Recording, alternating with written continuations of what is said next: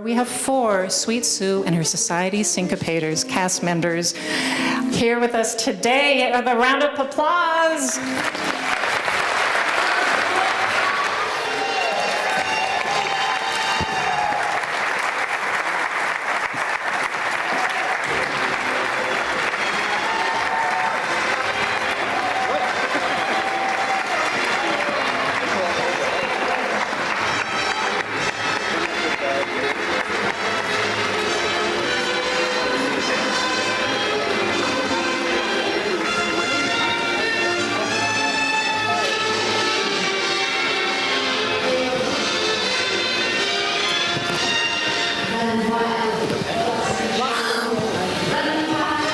Mighty bold. Come on, girls, sing. Gay, reckless too. Good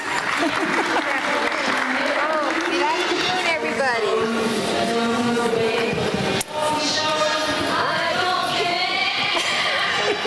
Don't love nobody. It's not worthwhile. All the while. Running wild. Oh, we sound wonderful. Woo! All right. Singers we're not. Excuse me, speak for yourself, Marion. Come on. Hi, everyone. Again, I'm Linda Harris from the Alex Film Society. Thank you for coming. And we're so glad these Goyles are here with us because it's just beyond excitement. Down at the end there, Mark, raise your hand. It's Mark Vieira. Mark co-authored Tony Curtis's book, The Making of Some Like It Hot. So for the next 10, 15 minutes, we're in for a really treat because they're going to hear the real scoop, what happened backstage at Some Like It Hot. And see, they're already talking, hey, guys. You know what? These girls, how long have you known each other? Oh, it's 50 years. You need to share. They didn't give us enough We will mics. share. Yeah, you'll share, and you have one. 50 years. 50 years, okay. No, it goes with Lori and I share and you share. There you go, that's better, okay. Wait a minute, why don't we share? Okay. The young one is telling us what to do. Yeah, Joan, Tracy, tell them what you are. When I talked to Tracy, she said, "We know I'm the youngest, but I'm still an old broad." So that was a good line. You know what do we do? What we want to do first is that let's introduce ourselves, meaning your name, the character you played, and the object that you're related to in the movie, because I want everyone in the audience to see when we're watching it to say, there's Marion, there's Joan, there's... So, Joan, why don't you go first? I'm Joan Kane Nicholas, and I played the saxophone. My name was Betty in the film, and that's it. And how are we going to recognize you? With a saxophone, Joan? Okay, she has a saxophone. Okay. So you didn't have a prop besides that? No. Well, we all faked it anyway. I'm Marion Collier, and if you don't recognize me on the screen, I'm the one with the hot water bottle. When Marilyn says, bring a cocktail shaker, this was it. And I also was in the ladies' room with Marilyn and Tony, running in and out like a maniac. Ice, ice, where's the ice? The natives are getting restless. And you put it on that's me. And you put in an upside-down symbol, right? Turn-over symbol, the ice. Okay, Lori. Hello, everybody. I am Lori Mitchell, and I am Mary Lou. I'm the one in the upper berth sitting with Jack and everyone else, giving Jack Lemmon the salami and crackers, getting drunk. That was me.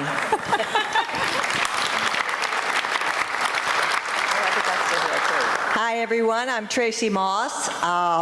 Lori and I were roommates in Coronado, which we had a ball doing. We were very blessed that Marilyn was hardly ever there, and we had to wait. So a film that was supposed to be 2 weeks ended up to be 3 months of work, right?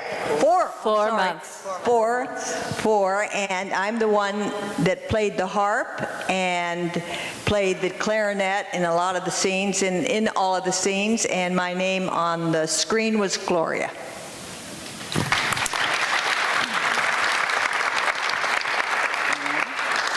Well, we were missing one person. Sandra Wagner was going to be with us, but where did she go, Marion? She went to Palm Springs. Come on, you weren't supposed to say She got a that. better offer. She went to Palm Springs. But what kind of offer? I mean, come on, Glendale here with these wonderful people. So, but Sandra, real quick, she's not here, but she actually was Marilyn's body double because, like Tracy said, Marilyn wasn't around. She was around, but she was in her dressing room a lot, or she would kind of show up late. So, because she could wear the outfits, she actually body doubled for her and took all the photos. Yeah, because Marilyn was pregnant at the time too. I guess, was that because she was a little too chubby that Sandra had to? No, I don't think she felt that well, and she didn't want to do the film. How did you Goyles come to get this really fun job? Although, who knew this was going to be such a huge hit, right? I mean, didn't you think it was a little bit of a strange, I mean, Billy Wilder always pushing the envelope. What an interesting concept the movie is. I can tell you that a lot of the scenes that we did at the Sam Goldwyn studio, our calls were at 6 a.m. to be in costume and makeup, and we were delayed because Marilyn did not show up maybe 10, 11 o'clock in the morning, and we would dance. Marion would dance, I would dance, Joan Davis's daughter, God love her, Beverly, she would dance. I have pictures right here. I brought them with me. I would like to show them to you. How are you going to do it? I would hold it up. We would just dance and dance, and Sammy, and the dancer, we had high heels. That's why I have bunions from dancing so much. And let me tell you, please don't wear high heels anymore because they killed me. And Sammy Davis would come and he would go, "Where is she?" Well, I don't know. She would show up with a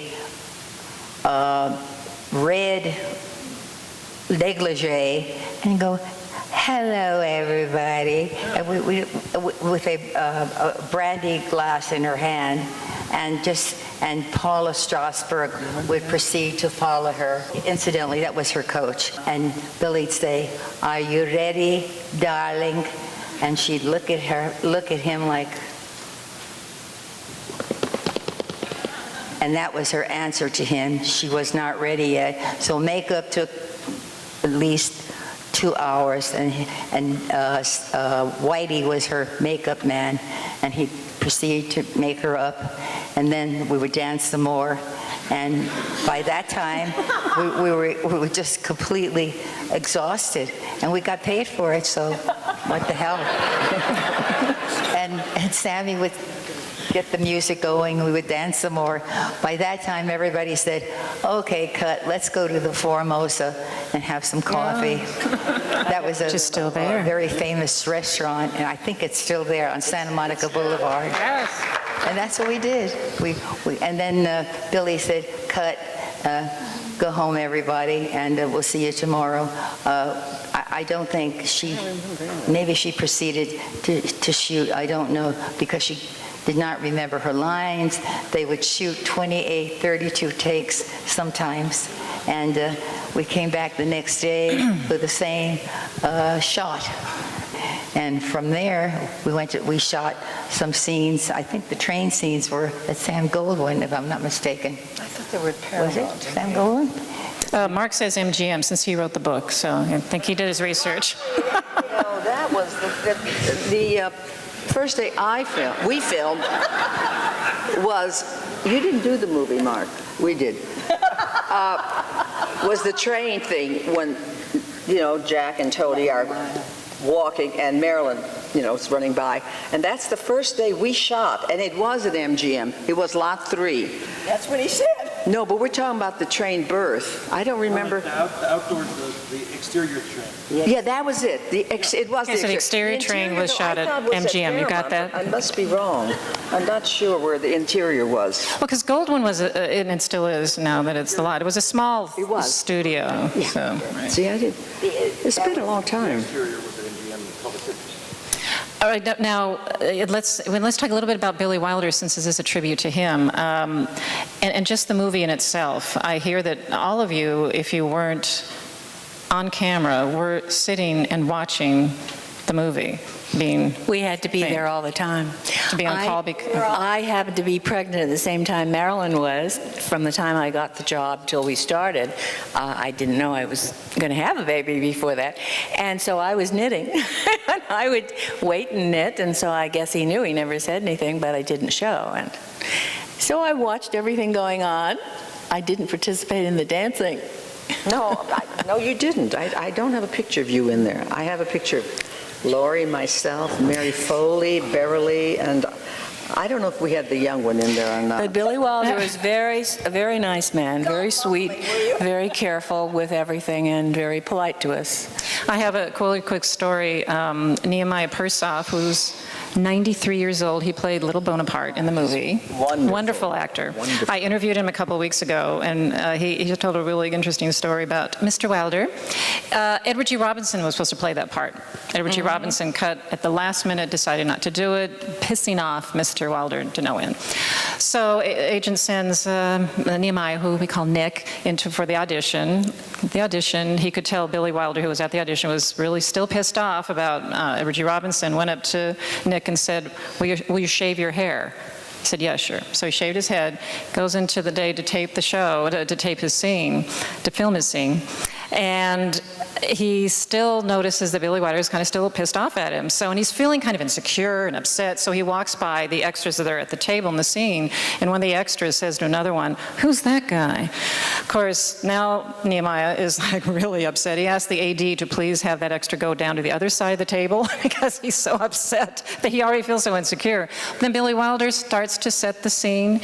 And then he started laughing and joking and having just fun dancing, and how the actors are laughing. And then that's when Carmen Jones was filming next door. That's when Sammy Davis Jr. and Sidney Poitier and Dorothy Dandridge came in to watch the filming of that scene. So was Billy Wilder that fun-loving too? He certainly was patient, certainly, because he had a lot of things to be patient about. Yes, yes. It had to be, yeah.